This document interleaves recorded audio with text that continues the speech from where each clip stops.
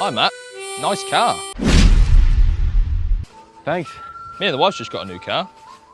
Yeah, I saw. Nice colour. Same model as mine, I think. It's the M Sport model. There's been a lot of car crime around here. I'll be sure to keep an eye out for these thieves. Hey, neighbours.